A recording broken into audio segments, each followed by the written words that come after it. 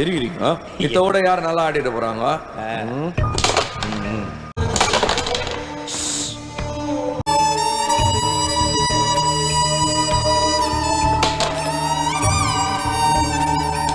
Carrom board ஆடி ரொம்ப நாள் ஆயிருக்கணும். எங்க போகணும்னு தெரியாது. சிவப்பு போடணும், அப்புறம் கருப்பு போடணும். இந்த வயசுல ஃபாலோ போறதுதான் கஷ்டம்.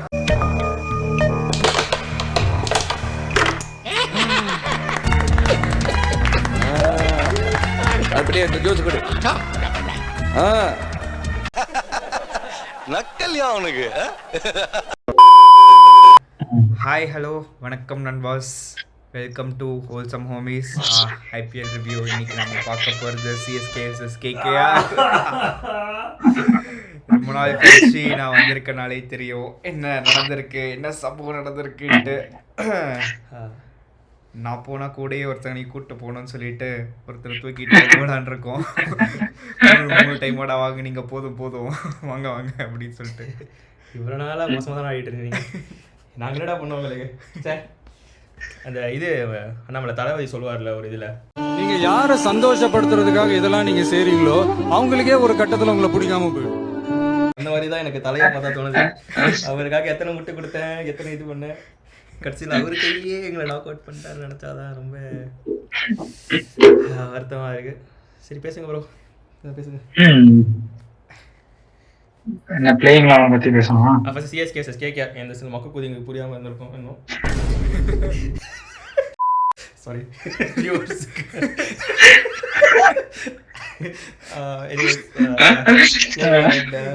எங்க டீம்ல நாங்க யார வெங்கடேஷ் ஐயர் ஏதோ பண்ணி கை உடைச்சிட்டாருன்னு நினைக்கிறேன். சரி, லைட்டா சின்ன கட்டு பார்த்தேன், ஆனா அதோட பெரிய கட்டு போட்டு ரஹானே ஆடிட்டு இருக்காரு வெங்கடேஷ் ஐயர். கை ஒழுங்கா இல்லைனாலும் ஒழுங்கா பேட்டிங் ஆடிடுவான். அவன் 2 கை ஒழுங்கா இருந்தது வரைக்கும் பேட்டிங் ஆடல. ஸோ அதுக்கு பதிலாக IPL legend Manish Pandey 18 years ஆகிருக்காரு ஐபிஎல்ல. ஸோ அதுக்கு ஒரு கண்டிப்பாக அவங்க அவார்ட் கொடுக்கல, நம்ம ஒரு ஷவுட் அவுட் கொடுத்தே ஆகணும். அவனுக்கு வந்து ஒன் ஆஃப் தி 4 பிளேயர்ஸ். ஆமாம், with Rohit, Dhoni and Kohli. So yeah சென்னையில் வந்து நான் சென்னையில் நிறைய சேஞ்ச் பண்ணியிருந்தாங்க. சென்னையில் நிறைய சேஞ்ச் பண்ணியிருந்தாங்க. சாம் கரன் நல்லா ஆடிட்டு இருந்தான், அவனையே தோக்கினாங்க தெரில. பட் கான்வேக்கு ப்ராப்ளி நெக்ஸ்ட் இயர் ரிட்டன்ஷன் பண்ணலாமா வேணாமாங்கிறதுக்கான ஒரு ஆப்பர்ச்சுனிட்டியாக கொடுத்தாங்கன்னு நினைக்கிறேன். அப்போ பண்ண மாட்டாங்க. அதான் அவர் உள்ள கொண்டு வந்தாங்க. அப்புறம் Urvil Patel exciting youngster. This is not at all CSK which we knew. So அவருக்கு ஒரு சான்ஸ் கொடுத்துட்றாங்க. ஹூடாவை தூக்கிட்டாங்க திருப்பி.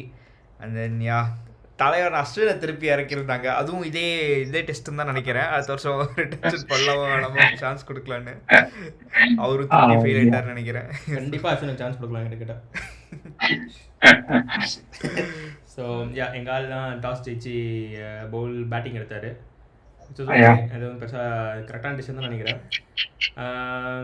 ஸோ மேட்ச் உள்ள போனோன்னா ஐ திங்க் ஃபர்ஸ்ட் யாரா போட்டா, கலீல் நல்லா தான் போட்டான். ஃபர்ஸ்ட்டு நல்லா தான் போட்டுட்டு இருந்தான். அண்ட் குர்பாஸ்க்கு பெருசாக ஸ்டார்ட் கிடைக்கல. செகண்ட் ஓவர் அவுட் ஆகிட்டான்னு நினைக்கிறேன். கம்போஜ் அடிச்சாங்க. ஐ திங்க் 10 ரன்னோ அடிச்சான்னு நினைக்கிறேன். பட் ஸ்டில் டாட் பால் வந்துச்சு. அவன் உடனே அவுட் ஆகிட்டான் டக்குன்னு. ஆமாம், குர்பாஸ் அவுட் ஆனோடனே ஆக்சுவலி ரஹானே நிறைய டீசெண்டான ஸ்டாண்ட், நிறைய எனக்கு பெருசாக படல. பட் இதுக்கு மேல எதிர்பார்த்தீங்களா? ஐ மீன் அஸ்வினை போட்டால் எல்லாரும் அடிச்சிருவானுங்கடா. அது மட்டும் வந்துட்டாங்க. அது இன்னும் பவர் பிளேல அவனுக்கு கொடுக்குறாங்க. ஆஃப்டர் ஆல் தீஸ் தலைவர் முடிவாக இருக்காரு இந்த வருஷம். அடுத்த வருஷம் அதனால எதெல்லாம் மற்றபடியாக பண்ணுறாரு. பட் வேற என்ன, ஐ திங்க் ரஹானே நல்லா ஆடினா. ஆக்சுவலி பவர் பிளேல நல்லா ஸ்கோர் எடுத்தான். அவன் ஸ்கோர் எடுத்துட்டு ஓரளவுக்கு.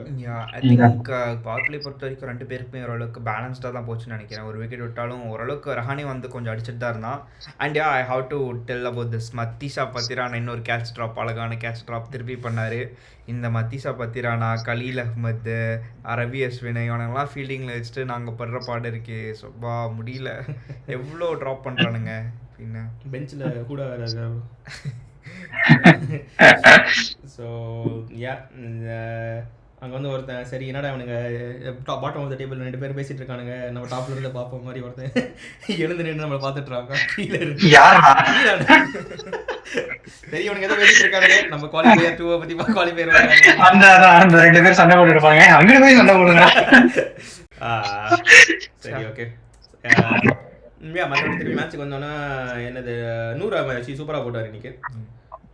யா 4 விக்கெட் நினைக்கிறேன். ப்ரோ தலை இந்த மேட்ச் எல்லாம் தலை எதுவும் பண்ண முடியாது, இப்படி பட்டாரு. 100 ஓவர் போட்டதில் ஒரு ஸ்டம்பிங்கு, ஒரு கேட்சு, சரியான கேட்சு, அதெல்லாம் தலைவன் நரேன் அப்படியே அசால்ட்டு குதியாவிலே திருப்பி பொறுமையாக வந்துட்டு இருக்காரு. பின்னாடி தலை இருக்காரு ஒரு பயமே இல்லாமல். அவன் யாரும் பயப்பட மாட்டான், அவன் வந்து கொஞ்சம் அவ்வளோ அசால்ட் ஆடுவான். ஸோ அதை அவரை விட்டுறலாம். அவன் தான் எங்களை வந்து இத்தனை வருஷமாக 10 வருஷமாக தாங்கி பிடிச்சிட்ருக்கான். ஸோ ரகுவன்சி இன்னைக்கு அடிக்கல பெருசாக, பட் அவன் 10 மேட்சும் ஆடிடுறான் ஓரளவுக்கு டீசெண்டாக. ஸோ அவனை சொல்ல முடியாது. அப்புறம் ஒரு peak partnership Rahane and Manish Pandey 2 பேரும் வந்து மரண த்ரோ பேக் மாதிரி இருந்துச்சு. ஸோ அவனுக்கு 2 பேரும் ஆக்சுவலி டீசெண்டாக ரீபில்ட் பண்ணானுங்க ஓரளவுக்கு. ஆனால் ரன் ரேட் மொத்தமாக குறைச்சிட்டானுங்க. ஒரு 4-5 ஓவர் பவுண்டரியே வரல.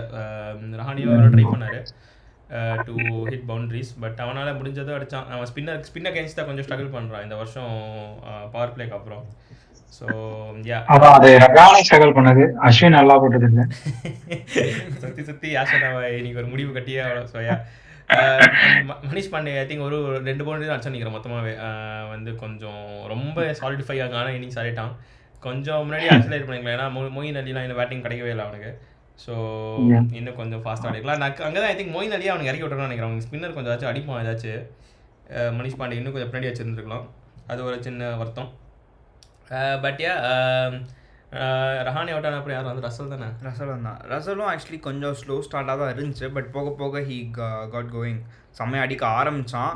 பட் தென் கரெக்டாக அடிச்சுட்டு இருந்தான், அடிக்கவும் செஞ்சால் கரெக்டாக 100க்கு அந்த ஓவர் கொடுத்து நல்ல 6 விட்டாலும் அடுத்த உடனே கேட்சை எடுத்துட்டாங்க ரசலை. ஆக்சுவலி ரசல் ஒரு 2 ஓவர் நல்லா 2-3 ஹவர்ஸ் அதான் கொஞ்சம் ஸ்கோர் வந்துச்சு. அதனால தான் ஸ்கோர் ஏற்றினா. அண்ட் அதுக்கப்புறம் பெருசாக ஐ திங்க் கேகேஆர் பேட்டிங் சொல்கிறதுக்கு இல்லை. கடைசி ஓவர்லாம் பயங்கரமாக சொல்லிவிட்டானுங்க, எப்படி சொல்லி ஆகணும். கடைசிக்கு முந்தின ஓவர். ஆமாம், கடைசி 2 ஓவர் லைக் ரமன்தீப்லாம் அடிக்கவே ட்ரை பண்ணல இன்னைக்கு. மனிஷ் பாண்டியனால் அவ்வளோதான் முடியும். சரி, ஓகே அவனை விட்டுடலாம், அவன் ஏதோ அவனை இறக்கி விட்டதுக்கு அவன் அவ்வளோதான் ஆடுவான். பட் ரமன்தீப் சிங்கும் சரி, ரிங்குலாம் அது அடிக்க வேண்டிய பால், ஆக்சுவலி அடிக்க வேண்டிய பால் அவுட் ஆகிட்டான். அவுட் ஆனதுனாலே ஒரு 10 ரன் ஆச்சு கம்மி ஆயிடுச்சு இன்னைக்கு. அண்ட் அதான் இவனுக்கு ஒரு 2 ரன் எக்ஸ்ட்ரா இருந்தால் கூட 180+ சிஎஸ்கே அடிக்க மாட்டானுங்க. கரெக்டாக 179ல கொண்டு வந்து நிறுத்திட்டானுங்க.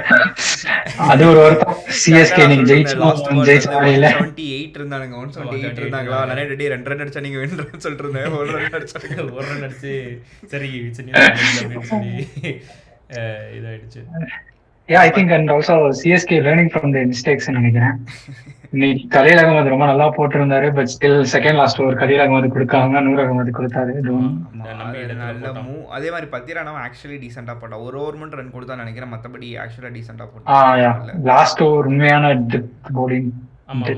பத்திரானா இம்ப்ரூவ் பண்ணியிருக்கான் இந்த மேட்ச், அதை சொல்லி ஆகணும். Like and I think KKR innings பற்றி சொல்லணும்னா ஒரு 10 runs ஷார்ட் நினைக்கிறேன். இவனுங்க அட்லீஸ்ட் ஒரு 10-15 runs ஷார்ட்.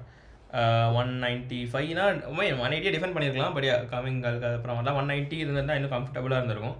பிச்சு கொஞ்சம் ஸ்பின்னர்ஸ்லாம் ஹெல்ப் பண்ணுற மாதிரி தான் இருந்துச்சு. ஆஷ்னாக்கே நிறைய பால் திரும்பிச்சு. 100 போட்டார். ஆக்சுவலி ஜட்டு நல்லா போட்டு தான் 100 சூப்பராக போட்டான். 100 நல்லா போட்டான். And I think CSK overall எல்லாருமே நல்லா தான் போட்டாங்க. கம்போஜும் நல்லா போட்டான். யாருமே பேடாக போட்ட மாதிரி ஞாபகம் இல்லை இன்னைக்கு. ஸோ அவ்வளோதான். ஏதாவது சொல்லுவேன் ஃபர்ஸ்ட் இன்னிங்ஸ் பற்றி. No, I think overall decent effort from bowling effort from CSK. நீ சொன்ன மாதிரி இன்னும் 10 runs தான். ஏன்னா நல்லா டர்னிங் ட்ராக்காக தான் தெரிஞ்சது. Not very easy to bat on. So 10 runs அடிச்சிருந்தா probably KKR might have been above par scoreக்கு போயிருந்துருக்கலாம். அண்ட் செகண்ட் இன்னிங்ஸ் வந்தோன்னா அமேசிங் ஸ்டார்ட். ஒருத்தர் அவன் பேர் கூட நான் சொல்ல விரும்பல. ஃபர்ஸ்ட் ஓவர் போட்டவன் அவன் வந்து நல்லா ஃபர்ஸ்ட் ஓவர்லேயே ஒரு விக்கெட் எடுத்தான். மாத்திரையோட விக்கெட்டை வந்து நல்லா எடுத்தான். அண்ட் அப்போ தான் வந்தார் இவங்களோட இன்னொரு ரீப்ளேஸ்மெண்ட் பிளேயர் உர்வில் பட்டேல். என்ன பண்ணுறாங்கன்னு தெரியல. ரீப்ளேஸ்மெண்ட் பிளேயர் எல்லாருமே நல்லா ஆடுறானுங்க. ஸ்கவுட்டிங் வந்து அப்போ பண்ணாமல் இப்போ பண்ணுறாங்க நினைக்கிறேன். ஆக்சுவலா அந்த பிளேயரை பத்தி கூட சொல்லிருந்தாங்க. ஏதோ ஃபாஸ்டஸ்ட் 100 டொமஸ்டிக் அவர் தான் இப்போதைக்கு ஹோல்ட் பண்ணிருக்காங்க. 28 balls போட்டிருக்கான். அவனோட இது பார்த்தா ரீசெண்டாக இது அது பேர் என்ன ஸ்மார்ட் சொல்லி 2024 வந்து எவ்வளோ 2 செஞ்சுரி அடிச்சிருக்கான். 5 இன்னிங்ஸில் 2 செஞ்சுரி. ஆவரேஜ் 79-80 போட்டிருந்தானுங்க. ஸ்ட்ரைக் ரேட் 171 180 இருந்துச்சு. பிளஸ் சால்வேல் நல்லா கொஞ்சம் பில்ட்டா கொஞ்சம் ஹைட்டா ஈஸியா அந்த ஷார்ட்ஸ் அடிக்கிற மாதிரி ப்ரூவ் எல்லாமே பண்ணிட்டாங்க. நல்ல டைம் பண்ண ஷாட்ஸ் எல்லாமே அது ரொம்ப பயங்கரமான க்ளீன் ஷாட்ஸ் எல்லாம் எதுவும் 31 run boundaries and sixes. Take on பண்றதுக்கு அந்த தில்லு வேணும். தில்லா ஆடினா அவுட் ஆனாலும் பரவாயில்ல, விட்டதும் சும்மா எட்ஜெலாம் இல்லை, கரெக்டாக டைம் பண்ணி எந்த பால் பிக் பண்ணுவோம் சூப்பராக அடித்தான். நல்ல அடிஷன் தான் நினைக்கிறேன். பட் ஒன் மேட்ச் தான் ஆயிருக்கு, கன்சிஸ்டன்சி தான் முக்கியம். ஸோ சி இன்னும் 2 மேட்ச்ல எப்படி பண்ணுறான்ட்டு. யா உருவல் பட்டேல் நல்லா ஆனார். பட் கான்வே வந்து மறுபடியும் ஸ்கோர் ஃபார்ம் கண்டினியூஸ். எதுவுமே இன்னைக்கு மோயின் அலி எல்லாருமே மோயின் அலி அடிச்சிட்டு இருக்காங்க. போன மேட்ச்லேருந்து எப்போ கடைசியாக போன மேட்ச் அந்த அப்புறம் அதே கண்டினியூ பண்ணுற மாதிரி இந்த ஃபர்ஸ்ட் பால் இன்னைக்கு உருவல் பட்டேல் 6 அடிச்சா. ஸோ மோயின் அலி தான் போட்டுருந்தான். பட் கான்வே அவனை காவாதினான்னு நினைக்கிறேன் அந்த விக்கெட் கொடுத்துட்டு. ஸோ யா கான்வே எனக்கு தெரிஞ்ச வரைக்கும் ரிட்டைன் பண்ண மாட்டேங்க. இன்னும் அவனுக்கு வாழ்க்கையில் நிறைய கஷ்டம்லாம் இருந்திருக்குன்னு. பட் ஸ்டில் இல்லடா நிஜமா அவங்க இதெல்லாம் யாரா கேட்டா? அவங்க அப்பா இறந்துட்டாருடா. அண்ட் அப்புறம் ஒரு biggest brain move of all time என்னன்னு தெரியல. எனக்கு தெரிஞ்ச அது அவரே பேட மாட்டிட்டு வந்தாருன்னு நினைக்கிறேன். அவனை சொல்லி நிறுத்துங்களேன்டா.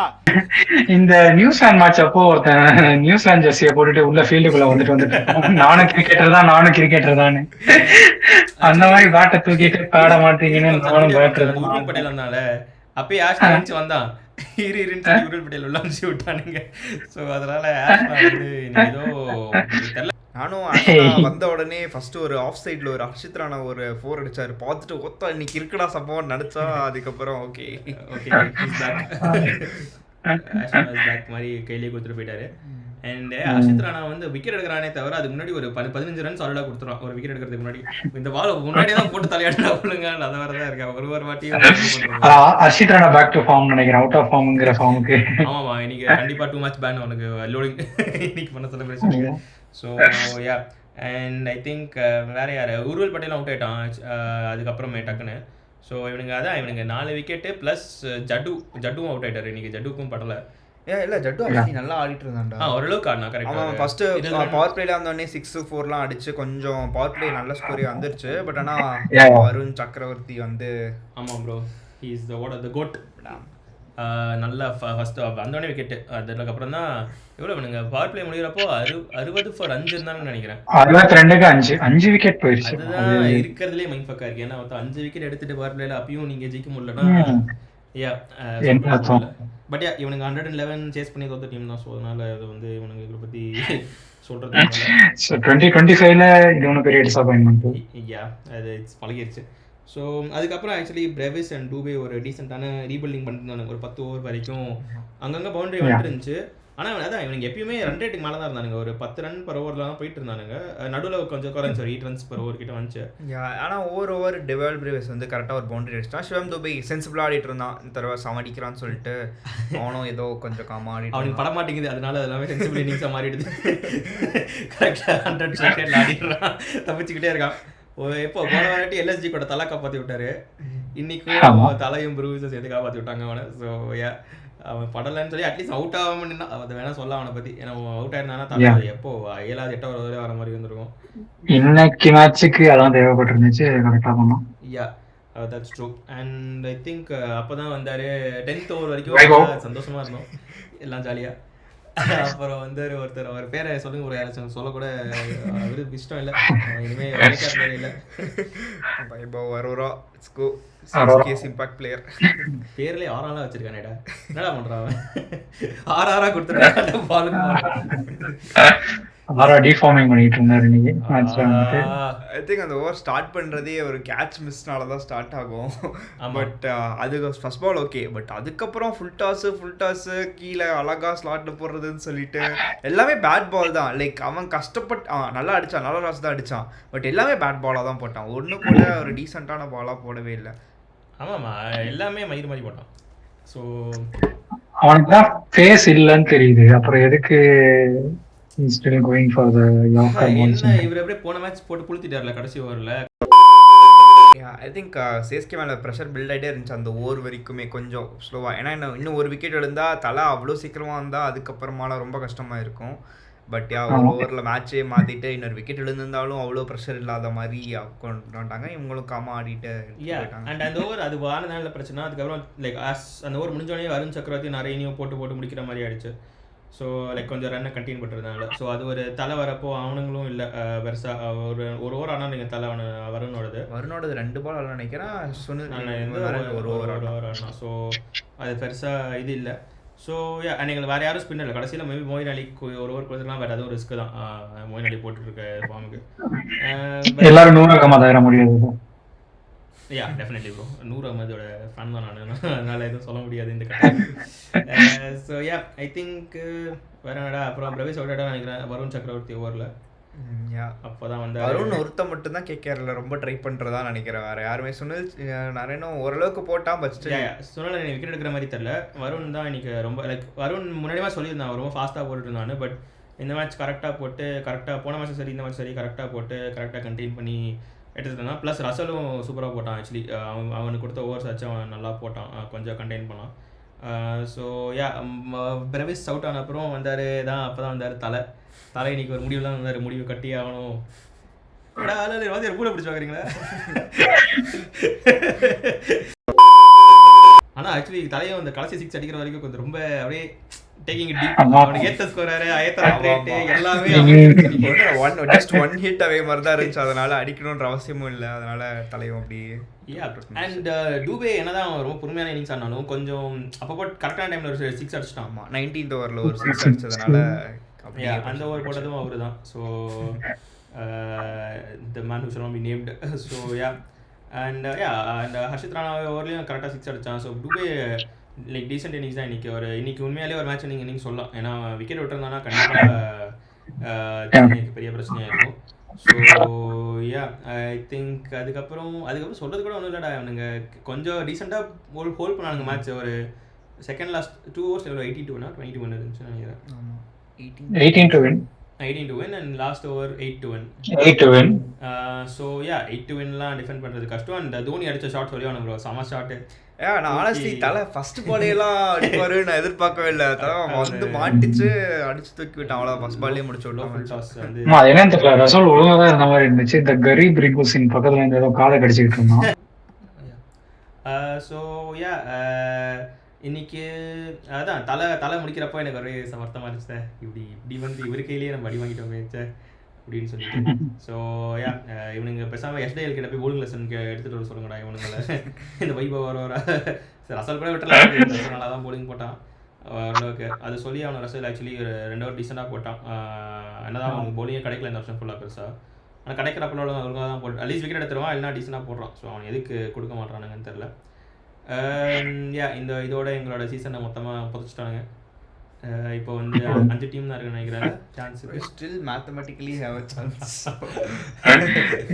15 பாயிண்ட்ஸ் எடுத்து உள்ள போலாம். கால்குலேட்டர் உள்ள.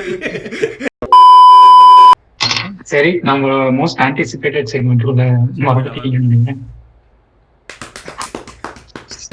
தப்பா நினைக்கிறேன். தொடைய தான் தட்டுறேன் கைஸ்.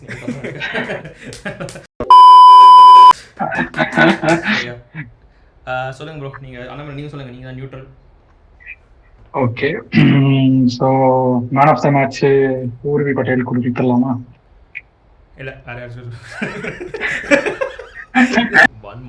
வன்மம் சொல்லணும்னா வெங்கடேஷ் ஐயர் சொல்லலாம். நான் சொல்லணும்னா I think man of the match யாரை சொல்லலாம்?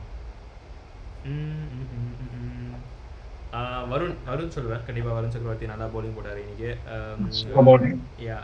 அண்ட் அதர் than that அப்படி பார்த்தா எக்கானமி வச்சு நீ சொன்னீங்கன்னா ஆஷனாவும் சொல்லலாம். சும்மாரா புண்டா 2 பேரும் ஒரே. அதான் அதுக்கு தான் வர அடுத்த ஆஷனா தான் மேன் ஆஃப் த மேட்ச். ஏன்னா கரெக்டாக அவுட் ஆகி பிரவேஸ் பேட்டிங் இருக்கணும். ஏதோ இன்னிங்ஸ் ஆடுறேன்னு சொல்லி ஆடி இருந்தான்னு மொத்தமாக தங்கி போயிட்டு போயிருக்கோம். ஸோ ஆஷனாவோட ஒரு இன்னிங்ஸ் அண்ட் அப்போ அவன் அடித்த பவுண்டரியும் கடைசியில் குரூஷியலாக இருக்கா. அதனால கண்டிப்பாக அது ஒரு இது. அண்ட் அவன் அந்த பவுலிங்கில் ரன் கொடுக்கலன்னா தலை கடைசி 6 அடிச்சு முடிக்க முடியாது. ஸோ அதுவும்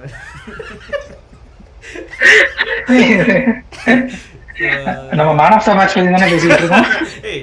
அது கரெக்ட் தானே தலைக்கு தானே பேசிட்டு இருக்கேன். ஸோ அண்ட் வன்மம் சொல்லணும்னா யா அவர் தான் சொல்லுவேன். வைபவ் வரோரான சுற்றிட்டு இருக்காருல்ல, அவர் தான் சொல்லுவேன் கண்டிப்பாக. இப்போ நீங்கள் சொல்லுவேன். மேன் ஆஃப் த மேட்ச்னா யார்? நான் சிவம் டூபே சொல்லுவேன். ஆக்சுவலி சென்சிபிள் நாக்கா ஆடி, அதுவும் கடைசியில் 6ம் அடித்து தேவைப்பட்ட டைமில் ப்ரெஷரே இல்லாமல் லாஸ்ட் ஓவர் கொண்டு போனான். சிவம் டூபே சொல்லலாம்.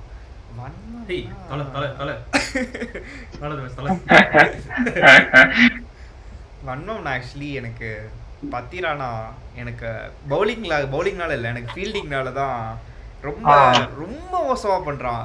ஈஸியான கேட்ச்லாம் விட்டு அதனாலே செம கடுப்பாகுது. ஸோ அல்வா கேட்ச்லாம் விட்டாங்கன்னா இதெல்லாம் போன மேட்ச் வந்து இந்த ஜடேஜாவோட கொலியூஷன் ஆனதுல டென்ஷன் வேற போடுறது, நேரா பிடிச்சி தள்ளி இருக்க மாதிரி தான்.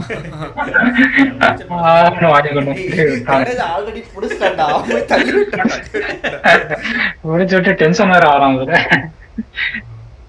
பத்திரானா பற்றி பேசுனீங்கன்னா அப்புறம் லேடிஸ் ஃபேன்ஸ்லாம் டென்ஷன் ஆகிடுவாங்க. அப்ப நமக்கு பிரச்சனை இல்லை, நம்ம சப்ஸ்கிரைபர்ஸ். ஸோ நீங்கள் எவ்வளோ வேணா பேசலாம். ஸோ 4 மேட்ச் கழிச்சு ஜெயிச்சிருக்கீங்க ஒரு வழியாக. சொல்லுங்கள் ஃபைனல். இதுக்கப்புறம் ஜெயிச்சால்னா தோக்குதா என்ன, எனக்கு உங்களை எப்படி எலிமினேட் பண்ணது கொஞ்சம் சந்தோஷமா இருக்கு. அவ்வளோதான். நாங்கள் அடுத்த சீசனுக்கு ஸ்குவாட் பில்ட் பண்ணிருக்கோம். அவ்வளோதான். ஆஷனாக்கெலாம் ஓப்பனிங் கொடுத்து அடுத்த மேட்ச் ஓப்பனிங் இறக்கி விளையாட்டுருப்போம்.